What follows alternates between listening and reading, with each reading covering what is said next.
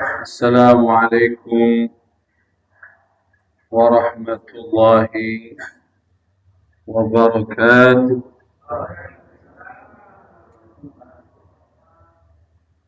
الحمد لله والصلاة والسلام على رسول الله سيدنا محمد بن عبد الله وعلى آله وصحبه ومن والاه, amma ba'd. Kaum muslimin dan muslimat, segenap pecinta, pengagum, pelestari warisan Nabi Muhammad sallallahu alaihi wasallam, calon-calon surga. Untuk akhwat calon-calon bidadari surga, amin ya rabbal alamin. Kita akan melanjutkan kisah Nabiullah Yusuf alaihi wa ala nabiyina afdalus salat wassalam. Allah subhanahu wa ta'ala berfirman, bismillahirrahmanirrahim, Alif Lam Ra, hanya Allah yang tahu maknanya. Tilka ayatul kitabil mubin, inilah Alkitab, maksudnya Al-Quran Al-Karim. Terdapat di dalamnya ayat-ayat yang al-mubin, yang nyata kebenarannya. Nyata kebenarannya dan jelas untuk membedakan antara yang hak dengan yang batil. Artinya Al-Quran ini jelas wahyu dari Allah subhanahu wa ta'ala yang disampaikan kepada Nabi kita Muhammad sallallahu alaihi wa alihi wa sahbihi wa sallam. Inna anzalnahu,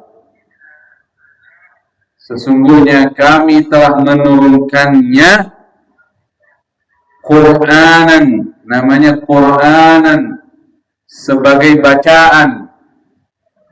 Ini kitab harus dibaca, dipahami, karena mudah untuk dipahami, karena kitab ini Arabiyyan, berbahasa Arab. Jadi semua bangsa mudah memahaminya kalau mau belajar bahasa Arab. Orang Arab pun kalau nggak belajar bahasa Arab sulit paham Al-Quran. Ya salah. Saya sudah sampaikan di pertemuan sebelumnya, Nabi kita Muhammad sallallahu alaihi wa alihi wasallam lahirnya di kota Mekah, berbahasa Arab. Al-Quran berbahasa Arab. Jadi adil kan buat semua bangsa? Karena kita semua ini adalah anak keturunan Nabi. Kita semua ini adalah keturunan Nabi Adam. Nabi Adam berbahasa Arab. Dan tinggal pertamanya di Mekah beserta Bunda Hawa. Jadi bahasa Arab itu adalah bahasa asli manusia. Jadi sebaiknya kita belajar kembali bahasa asli kita ini. Dan Allah subhanahu wa ta'ala turunkan nabinya di tempat Nabi Adam tinggal dulu, di Mekah, berbahasa Arab. Kemudian yang kedua, bahasa Arab itu adalah bahasa tauhiyah. Di antaranya bahasa yang bagus itu diantaranya kan bahasa Inggris. Bahasa Inggris itu menurut para ahli bahasa kurang lebih jumlah kosakata bahasa Inggris 600.000 kata bahasa Inggris kurang lebih berapa? 600.000. Kalau bahasa Arab 12.300.000. Nggak ada 10-10-nya bahasa Inggris. 12.300.000. Antum boleh cek nanti. Sekiranya seluruh bahasa di dunia dikumpulkan menjadi satu, tidak akan lebih dari 5 jutaan kosakata. Tetap bahasa Arab lebih banyak. Artinya karena dia lebih dahulu ada. Insya Allah mudah-mudahan kita mulai senang bahasa Arab. Terutama kalau kita sholat, kita tahu maknanya kan enak. Allahu Akbar, tahu maknanya. Allah Maha Besar, Maha Agung. Kan enak. Baca Al-Fatihah tahu maknanya kan enak. Anehnya banyak orang sholat bertahun-tahun, bertahun-tahun. Dan Masya Allah sebagian besarnya sudah istiqomah, tapi belum ada kemauan mau tahu makna yang dia baca. Kenapa itu? Inna lillahi wa inna ilaihi raji'un. Bertahun-tahun sholat, kemauannya nggak ada. Kalau ada kemauan kan pasti bisa, apalagi sekarang ini. Media sosialnya banyak. Tulis saja masalah bacaan sholat dan maknanya dia pasti keluar banyak. Sallu ala Nabi Muhammad. Allahumma salli wa sallim wa barik alaihi wa ala alihi. Arabiyah. Antum kalau pengen dalam pengetahuan antum tentang Islam, antum harus belajar bahasa Arab. Harus. Karena kan sumber dalilnya Al-Quran dan As-Sunnah bil Arabiyah. Sallu ala Nabi Muhammad. Allahumma salli wa sallim wa barik alaihi wa alihi. Belajar, dan belajar ini belum telat. Belajar. Banyak orang di akhir zaman menjadikan Quran itu beban buat dia. Kenapa? Karena tidak paham. Kalau paham, Quran ini sesuatu yang paling nikmat. Di zaman Nabi kita Muhammad SAW, banyak kalangan pembesar Quraisy bahkan masuk Islam, diantaranya Umar ibn al-Khattab radhiyallahu ta'ala anhu. Itu disebabkan apa? Disebabkan baca surah Toha. Bismillahirrahmanirrahim. Toha ma anzalna 'alaika al-Qur'ana litashqa. Ya kan? Karena dia bisa bahasa Arab. Dia memahami. Ini bukan kalam bashar, ini bukan omongan manusia ini. Dari segi tata bahasanya, kedalaman bahasanya, masuk Islam. Yang nggak masuk Islam itu di Mekah itu karena faktor gengsi saja. Karena mereka nggak mau dibawa Nabi Muhammad SAW. Tapi kalau orang-orang yang para pemuda mayoritasnya masuk Islam, karena mereka belum ada beban untuk itu. Jadi mereka begitu dengar Al-Quran, mereka tahu ini bukan karangan manusia nih. Tidak bisa manusia menyusun seperti bahasa yang terdapat dalam Al-Quran. Ma anzalna 'alaika al-Qur'ana litashqa. Tidaklah kami turunkan Al-Quran kepadamu sebagai beban. Justru Quran ini untuk menghilangkan beban hidup. Jadi siapapun yang mau berdakwah di jalan Allah, belajarlah bahasa. Dan siapapun yang ingin menikmati Al-Quran, zikir, sholat, berbahasa, belajar bahasa. Dan paling bagus dakwah itu menggunakan Al-Quran, akan menyentuh. Karena itu bukan ucapan manusia, itu wahyu dari Allah. subhanahu wa ta'ala, inna anzalnahu Qur'anan Arabiyyah.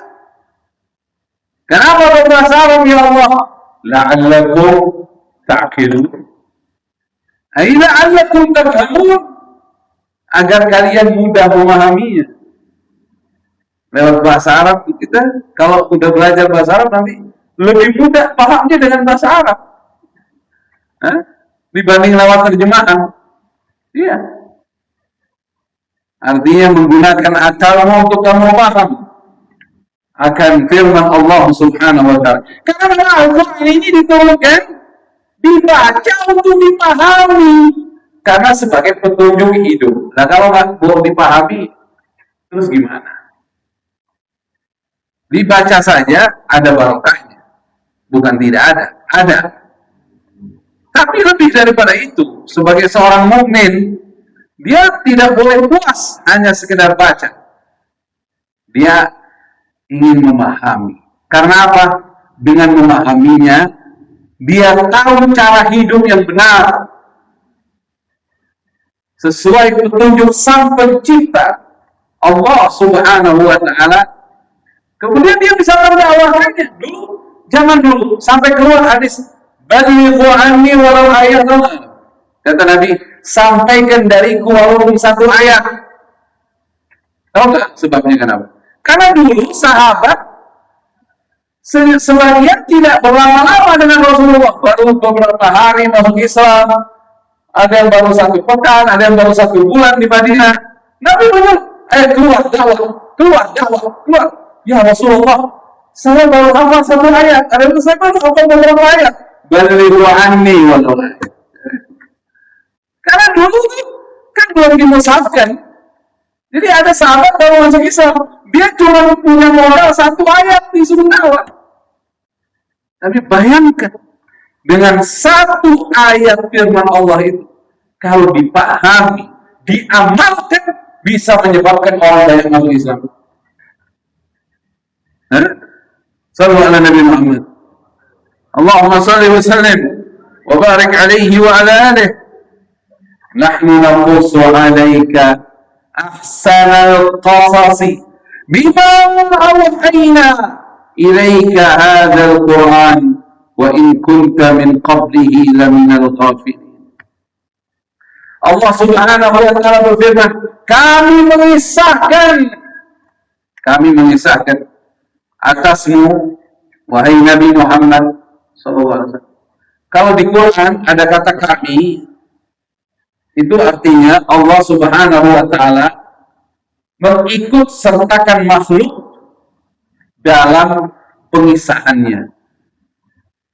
Dalam turunnya Quran juga Allah katakan inna nahnu nazzalna dzikra wa inna lahu lahafidun. Kami menurunkan Al-Quran, kami yang menjaganya. Kalau ada kata kami, tidak bisa diartikan katanya Tuhannya satu, ya Tuhannya satu. Terus kenapa ngomong kami? Kami di situ karena Allah menurunkan Quran lewat malaikat Jibril. Malaikat Jibril menyampaikan kepada Nabi Muhammad SAW. Nabi Muhammad menyampaikan kepada umat. Jadi dalam proses penurunannya Allah mengikut sertakan makhluk, dan dalam penjagaan Al-Quran kami yang menjaganya, mengikut sertakan para hufaz di zamannya.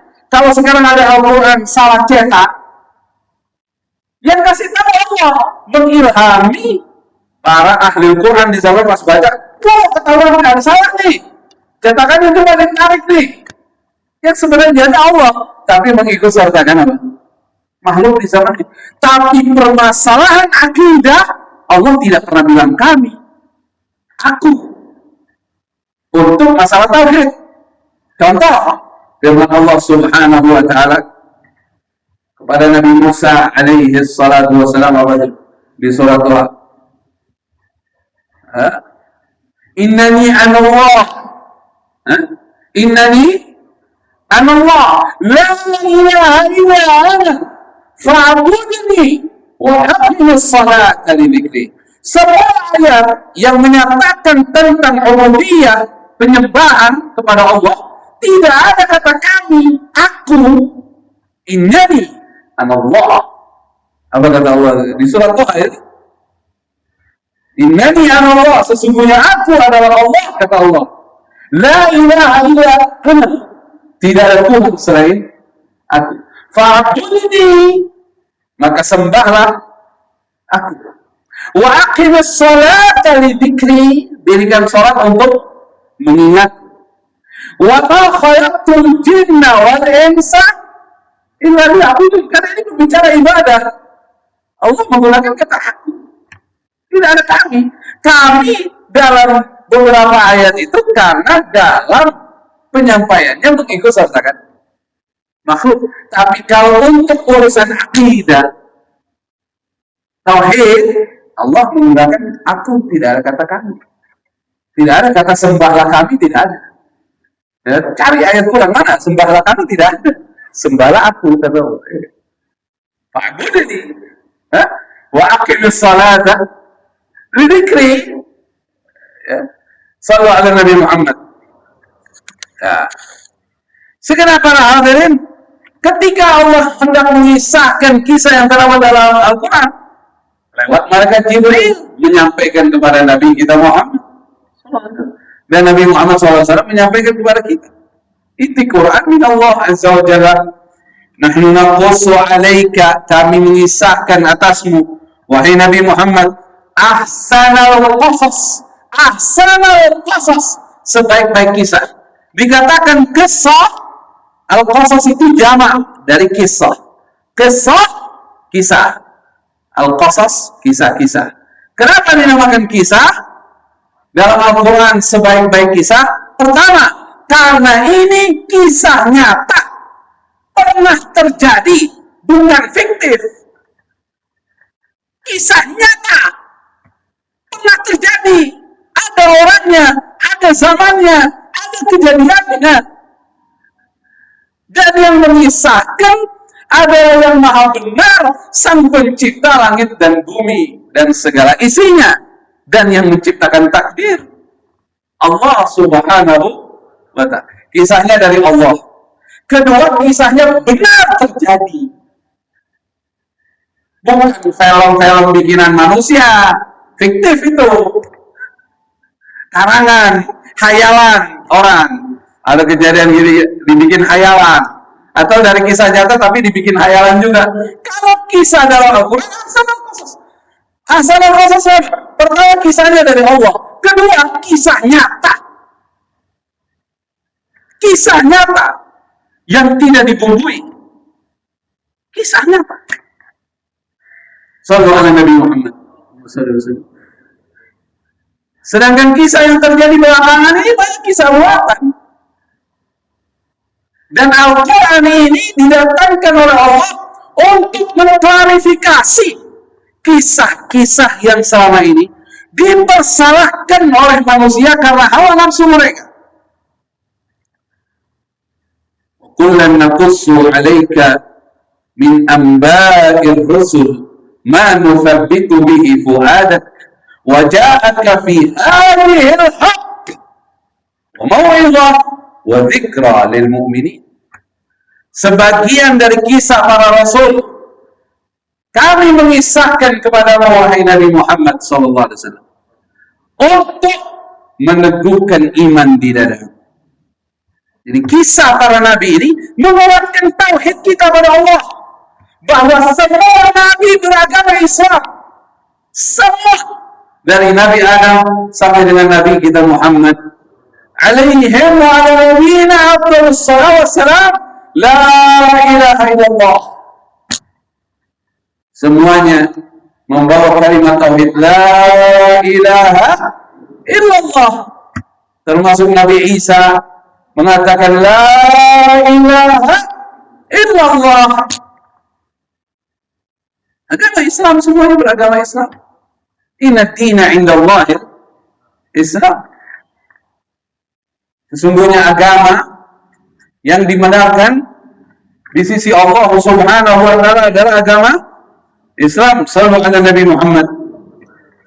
Allahumma salli wa sallim wa barik alaihi wa ala alihi. Kulluhum ala tauhid. Sallu ala Nabi. Jadi para hadirin rahimakumullah,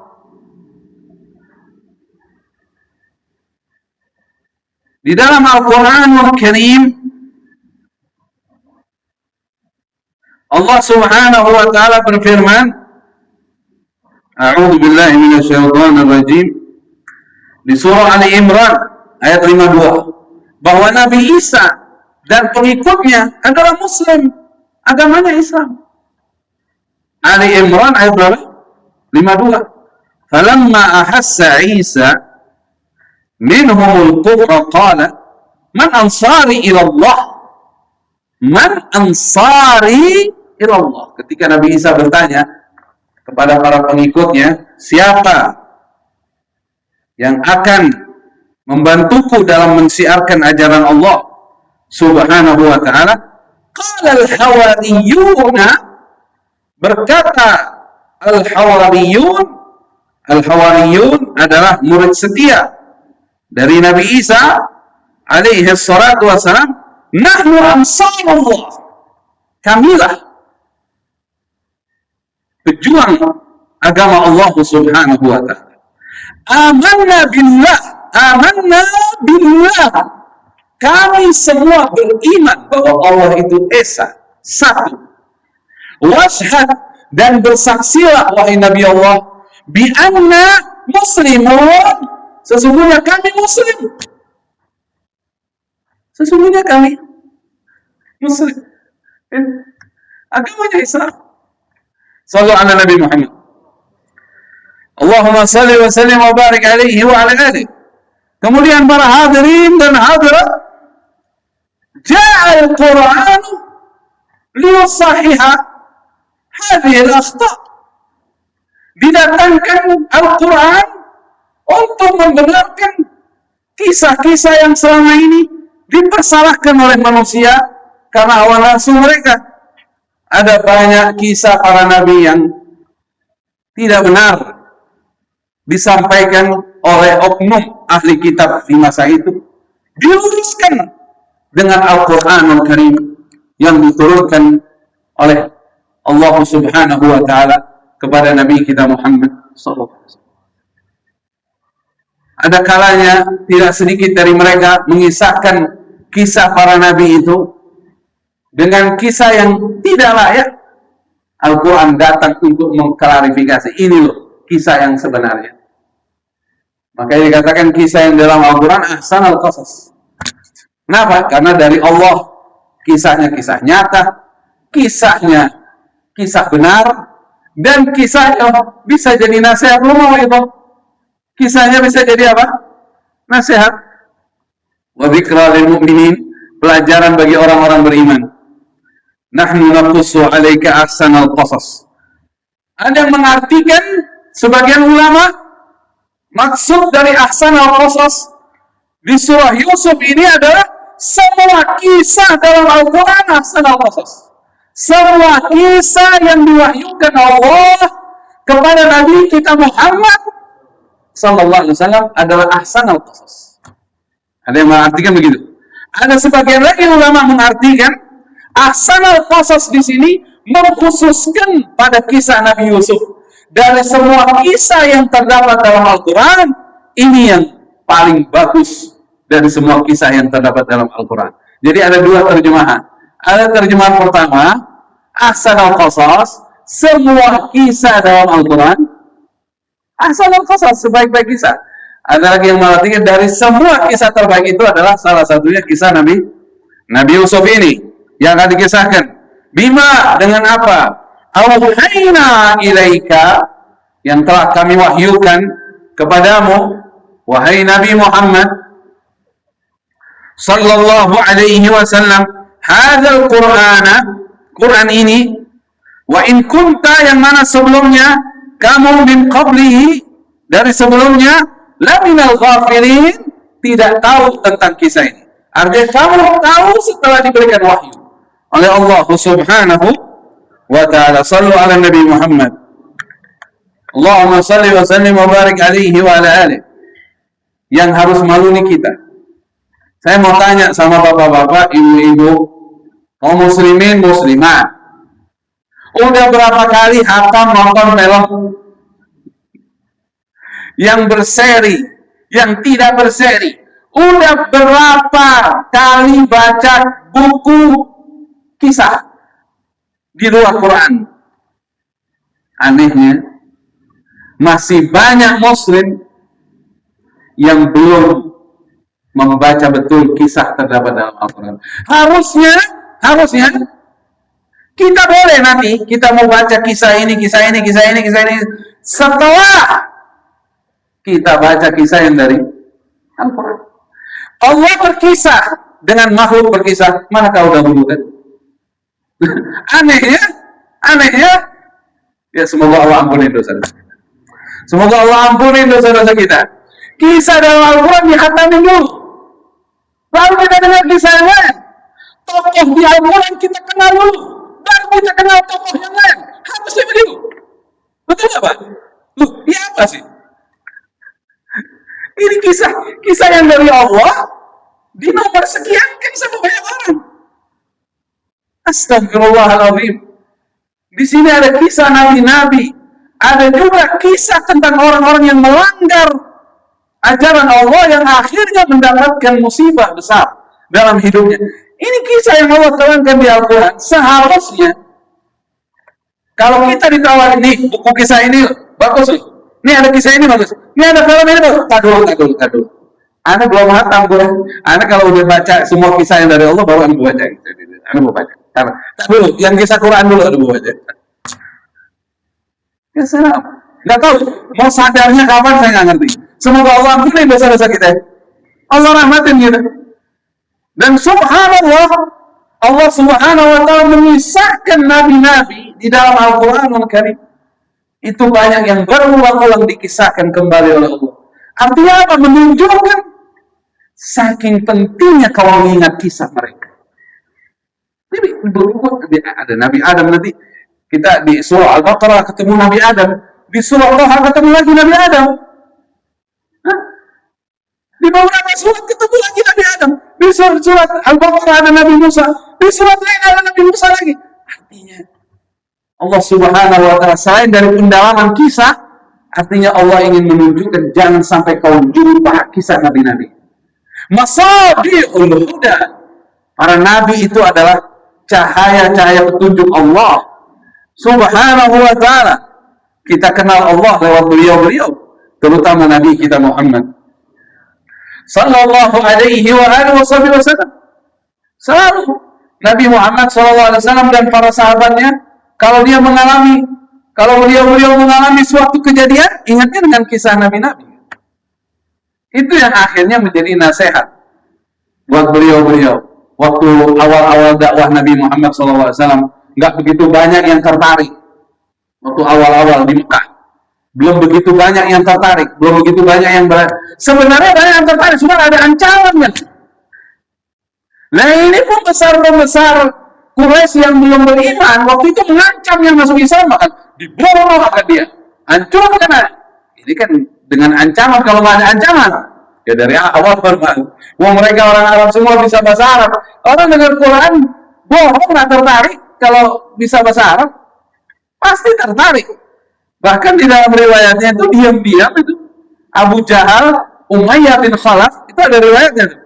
Itu lompat-lompat datang ke rumah Rasulullah, cuma pengen dengerin Al-Quran yang dibacakan oleh Nabi kita Muhammad sallallahu alaihi wasallam. Kalau sekarang kan nggak perlu lompat ke rumah orang kan, karena di YouTube ada, di medsos ada, jadi ya diam-diam kita nggak tahu.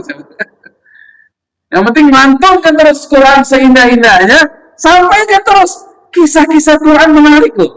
Kenapa sih belum tertarik banget sama kisah yang ada dalam Al-Quran? Ini kisahnya dari Allah, kisahnya pasti benar. Di dalamnya kita bisa belajar bahasa Arab lagi. Di dalamnya kita bisa ambil nasihat dan intisari dari kisah itu. Sallu ala Nabi Muhammad. Allahumma salli wa sallim wa barik alaihi wa ala alihi. Idh qala Yusufu li abihi. Kisah ini berawal dari kisah di mana Nabi Yusuf mengisahkan kisah mimpinya kepada ayahnya yang bernama Nabiullah Ya'qub. Nabi kita Muhammad sallallahu alaihi wasallam, semua nabi, sesama nabi itu saling memuji. Sesama nabi itu akan saling memuji. Bahkan ketika Rasulullah menjelaskan tentang taubatnya Nabi Yunus dalam perut ikan, Rasulullah mengingatkan jangan ada yang merasa lebih baik dari Nabi Yunus. Mau bagaimanapun beliau adalah nabi. Nabi Muhammad mengajarkan kita untuk menyanjung, menghormati, dan mengakui kemuliaan semua para nabi di atas kita. Dan Nabi kita Muhammad sallallahu alaihi wasallam ketika beliau menyebut nama Yusuf, beliau katakan Al-Karim. Ibnul Karim. Ibnul Karim. Ibnul Karim. Orang mulia, putra dari orang mulia. Kakeknya itu orang mulia, ayah kakeknya juga orang mulia. Dia adalah Yusuf, putra Ya'qub, putra Ishaq, putra Ibrahim. Alaihim wa ala nabiyina afdhalus salatu wassalam. Bahkan Rasulullah pernah berjumpa langsung dengan Nabi Yusuf alaihi salatu wassalam di peristiwa Isra dan Mi'raj yang menurut sebagian besar riwayat di langit ketiga. Di langit pertama Rasulullah berjumpa dengan Nabi Adam alaihi salam. Di langit kedua Rasulullah berjumpa dengan kedua nabi yang berdua ini adalah sepupu, yaitu Nabi Yahya dan Nabi Isa. Hidup di zaman yang sama ini. Nabi Yahya putra Nabi Zakaria, ibunya namanya Sayyidati Asya. Sayyidati Asya menurut riwayat beliau adalah kakak dari Sayyidati Maryam. Tapi jaraknya jauh, kayak ibu sama anak jaraknya. Jadi Maryam itu adiknya Sayyidati Asya. Maryam melahirkan Nabi Isa. Nabi Isa lahir setelah Nabi Yahya. Dulu di zaman yang sama mereka, beliau-beliau ini hidup di zaman yang sama. Dan Nabi Isa, seorang hamba Allah, Nabi Allah, beliau pernah bilang sama Nabi Yahya begini, wahai Nabi Yahya, istaghfirli. Ada satu riwayat, kata Nabi Isa, wahai Nabi Yahya, doakan ana biar ana diampuni Allah. Kata Nabi Yahya, la, bal anta istaghfirli. Seharusnya engkau lah yang memohonkan agar aku diampuni Allah, karena engkau lebih mulia dariku, Nabi Isa. Ruhmu diantar langsung oleh malaikat Jibril ke rahim ibu, dan kau dilahirkan tanpa ayah dengan kehendak Allah. Kau lebih mulia dariku, kau yang istighfarkan aku. Kata Nabi Isa, tidak, kau lebih mulia dariku, Nabi Yahya. Ketika aku lahir, aku sendiri yang mengatakan pada diriku, wassalamu alayya yawma wulidtu wa yawma amutu wa yawma ub'atsu hayya. Selamat atasku hari aku dilahirkan, hari aku wafat, dan hari aku bangkit. Tapi ketika engkau yang lahir, Allah langsung mengucapkan salam padamu, wassalamun alaih yawma wulida wa yawma yamutu wa yawma yub'atsu hayya. Selamat atas Yahya, hari dia dilahirkan, hari dia wafat, hari dia bangkit. Kata Nabi Yahya, tidak, tetap kamu lebih mulia. Akhirnya istighfar bersama. Ini Nabi sama Nabi ini. Alaihim wa ala nabiyina afdhalus salatu wassalam. Sekalipun mereka tidak minta, maksud saya sekalipun mereka tidak berbuat kesalahan, tapi mereka tetap saling meminta doa. Dari ini yang banyak dosa nggak mau saling minta doa, gimana? Semoga Allah ampuni dosa-dosa kita. Di langit ketiga ketemu sama Nabi Yusuf, dan Rasulullah Sallallahu Alaihi Wasallam mengagumi kegantengan yang Allah berikan kepada Nabi Yusuf. Sampai Rasulullah katakan, Syatrul Jamal, Syatrul Jamal. Yusuf memiliki sebagian dari keindahan yang sempurna. Jamal, mimnya panjangin ya. Jamal, artinya ganteng. Itu yang biasa dipakai nama orang tuh mimnya panjang. Pak Jamal. Ini panjang ya, jangan pendek. Ya salah. Idh qala Yusuf li abihi. Ketika Yusuf berkata kepada ayahnya, maksudnya tentang mimpinya. Ketika Yusuf berkata kepada Nabi Yakub, tidak di hadapan yang lain, ya abati, wahai ayahanda. Di sini menunjukkan orang yang sukses adalah orang yang betul-betul menghormati orang tuanya dan menganggap orang tuanya sebagai guru utamanya dalam kebaikan. Kalimatnya bukan sekedar ya abi, tapi ya abadi. Kalau diartikan bahasa Indonesia ini apa ya? Kalau bahasa tinggi untuk ayah, mungkin ayahandaku yang tercinta gitu. Ayahandaku yang termulia, ayahandaku yang tercinta gitu. Ya abadi. Allah. Hah? Berapa banyak orang ini ketika dia sudah merasa titelnya lebih tinggi dari ayahnya, dia kurang ta'zim lagi kepada ayah. Berapa banyak orang ini ketika dia dapat sesuatu lebih dari Allah, dia menganggap orang tuanya seperti pembantunya, suruh kerja sama dia. Astagfirullah. Bahkan ada yang berkata kasar, jagain anak di rumah. Bapak ibu jagain anak di rumah. Dia ngomong sama bapak ibunya. Kalau saya nggak kerja, kamu berdua makannya dari mana? Astagfirullah. Aneh. Ini orang nggak belajar. Ini tidak baca Quran ini. Dia tahu semua nabi-nabi dia kalau ngomong sama orang tua bahasa tinggi, ya abadi.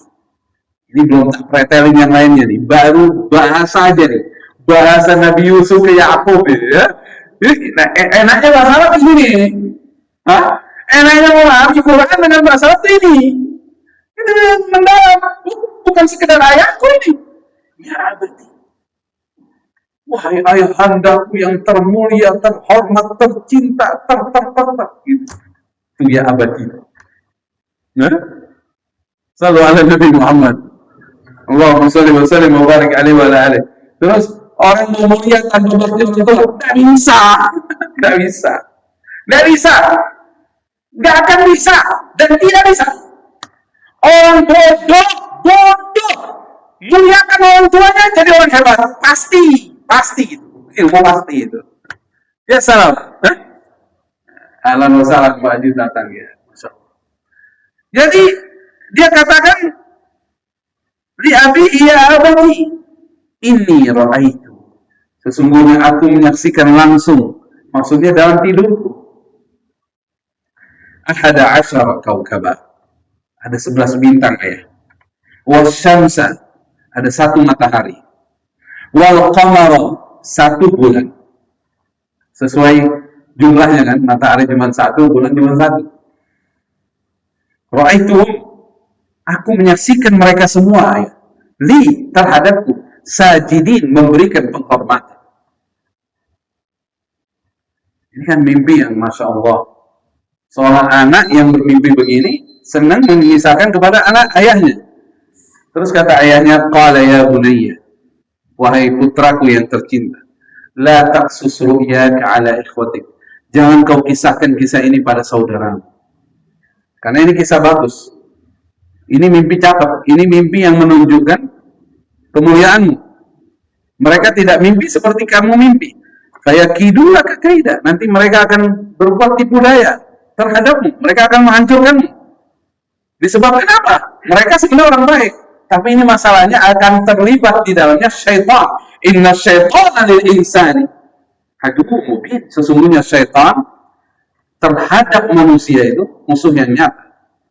Dia akan berusaha mengadu manusia. Jangan damai manusia ini. Tidak boleh damai. Salah satunya, peluang yang dipakai setan adalah ketika yang lainnya punya kelebihan. Makanya kalau udah baca surah Yusuf, nggak bakalan ente pamer lagi kemajuan dunia ente sama saudara ente. Mimpi bagus aja nggak boleh diceritain sama saudara, apalagi baru beli mobil nih, alhamdulillah nih, baru beli mobil, 1 M, 2 M, di-share ke keluarganya. Ente pikir keluarga ente senang semua? Ente pikir kakak ada ente senang semua? Gimana ente kalau di posisi dia? Gimana istrinya? Gimana anaknya mereka? Ya akhi, kalau sudah belajar Quran, nggak bakal gitu. Itu kan bikin mimpi aja. Ini kan mimpi, belum jadi kenyataan kan? Baru mimpi saja. Karena itu sebuah kelebihan yang tidak dimiliki oleh yang lain, jangan diceritain. Gimana yang enggak ada yang mobil bagus, semua mewah, di-share-share begitu. Ya salam, nggak belajar kisah Nabi Yusuf nih orang. Makan enak di-share-share, ente pikir yang nonton senang semua. Itu yang nonton mungkin ada yang belum makan dari siang, ngamuk loh ente. Terus ente ngesalahin dia, yang salah ente nge-share. Ente yang ngesalahin dia. Jangan hasut, jangan hasut gimana sih? Karena dia ngasih tahu. Dan itu kan bukan untuk fa'amma bi ni'mati rabbika fahadis. Kalau dapat nikmat, sebarkan. Nikmat yang menambah rasa syukur kepada Allah itu yang kita sebarkan sebagai apa? Nikmat tahajud, nikmat bangun malam, nikmat istiqomah, nikmat baca Quran dengan maknanya. Alhamdulillah, saya pas belajar bahasa Arab, baca Qurannya tambah nikmat. Itu share. Ya salam. Udah Isa ya? Kok menang saya gitu? Mudah-mudahan nanti ketemu lagi ya bulan depan insyaallah ya.